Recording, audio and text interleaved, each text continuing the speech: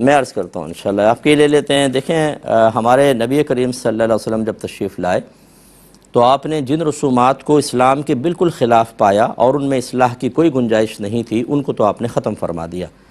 اور جو رسومات لوگوں کے درمیان رائج تھیں اور ان میں اصلاح ہو سکتی تھی، تو رحمت کونین کا طریقہ یہ نہیں رہا کہ آپ نے ساری رسومات کو ختم کر کے کہا ہو اب یہ ہم نئی رسومات کا آپ کو تعارف پیش کر رہے ہیں، اس کو آپ اختیار کریں۔ بلکہ بخاری کی روایت موجود ہے کہ انصار میں کسی کے ہاں شادی ہوئی تو نبی کریم صلی اللہ علیہ وسلم نے ارشاد فرمایا کہ ان کے ساتھ آلات لہو ان کے ساتھ کر دو، کیونکہ یہ شادی میں اس کو استعمال کرتے ہیں، یعنی دف کو بجاتے تھے وہ، تو سرکار نے اجازت مرحمت فرمائی۔ تو خلاصہ کلام یہ ہے کہ جہاں پر رحمت کونین صلی اللہ علیہ وسلم نے اصلاح دیکھی کہ یہاں اصلاح ہو سکتی ہے، وہاں اصل چیز کو ختم نہیں کیا بلکہ اس کی خراب چیز کو ختم کر کے اصل رسم کو باقی رکھا۔ تو خلاصہ کلام یہ ہے کہ ایسا نہیں ہوتا کہ آپ شادی بیاہ میں ہونے والی ہر رسم کو قرآن و حدیث پر پیش کر کے دیکھیں کہ قرآن و حدیث میں اس کو ثبوت ہے یا نہیں، اگر ہو تو ٹھیک، نہیں ہو تو آپ کہیں یہ ناجائز ہے اس کو ختم کر دو۔ ایسا نہیں ہوتا۔ قرآن و حدیث میں ثبوت نہ ہونا ایک الگ چیز ہے، اور اللہ تعالیٰ اور اس کے رسول نے کسی چیز سے منع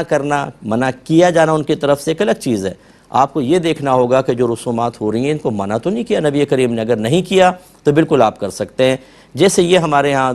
بچیوں کا مطالبہ کرنا، بس اس میں یہ ہے کہ ظلم سے چونکہ شریعت نے منع کیا ہے، یہ مطالبہ ظلم کے اندر نہ آ جائے، کیونکہ پیسہ طلب کرنا ہمیشہ برا نہیں ہوتا،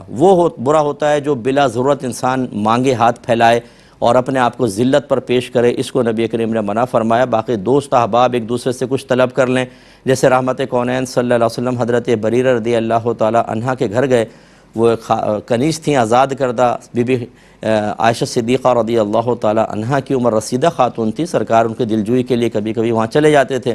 تو انہوں نے گھر کا عام جو کھجور وغیرہ دیگر چیزیں رکھیں، تو رحمت کونین صلی اللہ علیہ وسلم نے فرمایا کہ ہم نے چولہے پر ہانڈی کو بلتے ہوئے سنا، اس میں کیا ہے؟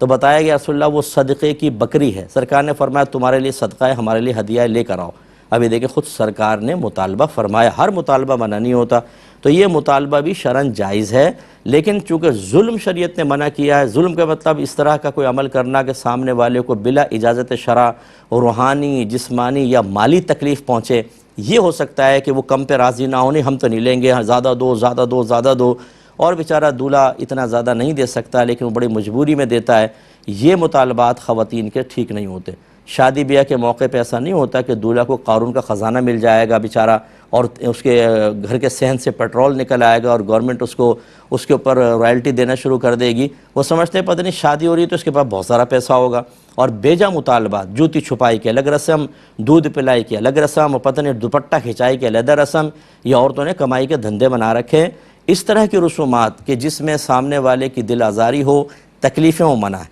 تو خلاصہ کلام یہ ہوا کہ اس کا مطالبہ اس حد تک جائز ہے کہ بس بدمزگی پیدا نہ ہو، پیار محبت میں تھوڑا بہت بھائی بہنوں کو دے دے ٹھیک ہے، لیکن یہ کہ اس کی چمڑی ادھیڑ لو اور اتنا پہلے لے لو کہ بھابھی کے لیے وہ 2-3 مہینے تو قرضہ ہی مانگ کے گھر کا گزارا کرتا رہے، یہ شرعی اعتبار سے جائز نہیں ہوگا۔ ایک اور کالر ہے ہمارے ساتھ، پہلے